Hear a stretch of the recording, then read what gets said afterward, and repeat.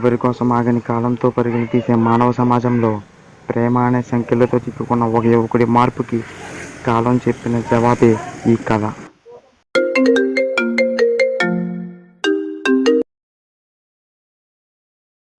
Hello, ఎక్కడున్నావురా? Blue stop.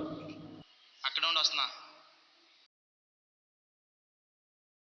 రేయ్, ఇంకెన్నాళ్ళు ఇలాగే ఉంటావు? నా ప్రేమ అన్న కళ్ళ జరిగిన కథ ఏంట్రా? ఒకరోజు ఫీల్ అయ్యి మర్చిపోవడానికి. అయితే నిన్ను వద్దనుకుని వెళ్ళిపోయిన అమ్మాయి కోసం నిన్ను ప్రేమించి అమ్మానాన్నని కష్టపడతావేంట్రా?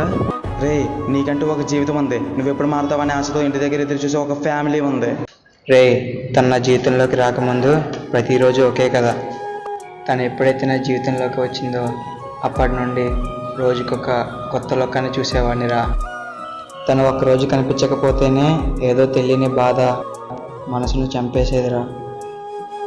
అటువంటిది ఇప్పుడు తను నా జీవితంలోనే లేదనేటప్పటికీ అయినా నా జీవితమే తను అనుకున్నారా. అలాంటిది తనే లేనప్పుడు ఇక నేను బ్రతికుండి ఏం ప్రయోజనం రా. రేయ్, కాలం ప్రతి ఒక్కరి జీవితానికి జవాబు లేని ఒక ప్రశ్న వేస్తుంది. అలాంటి ప్రశ్నకు జవాబు నీ చావుతో ఇద్దామనుకుంటున్నావు. మరి నిన్ను కనిపించిన తల్లిదండ్రులకు నువ్వు మారాలని అడిగిన ప్రశ్నని మాత్రం ప్రశ్నగానే మిగిలిస్తున్నావు, అంతేగా? రేయ్, ప్రతి ఒక్కరి జీవితం ఎప్పటికీ ఆగని కాలం చేతుల్లో పైబాడు రాసిన కథ మాత్రమే ఉంటుంది. ఆ కథకి మనం ఎలా డైరెక్షన్ చేస్తే అలా వెళ్తుంది. నేను నీకు ఇదంతా చెప్పేది నిన్ను మార్చడానికి అయితే కాదు, ఎందుకంటే ఇది నీ జీవితం, నీ ఇష్టం. కానీ నువ్వేం చేయాలనుకున్నా ఒకసారి నీకు జన్మనిచ్చిన తల్లిదండ్రుల గురించి కూడా ఆలోచించరా. ఒక్క నిమిషం. ఇప్పుడు నడుస్తున్న జనరేషన్లో అబ్బాయి అమ్మాయి ఎంత ట్రూగా ప్రేమించుకున్నా అదృష్టం లేకపోతే కొన్ని కారణాలు వాళ్ళను వేరు చేయవచ్చు. ఇప్పుడు ప్రేమలో ఓడిన వాళ్లే రేపటి లైఫ్లో సక్సెస్ అవుతారని నా ఫీలింగ్.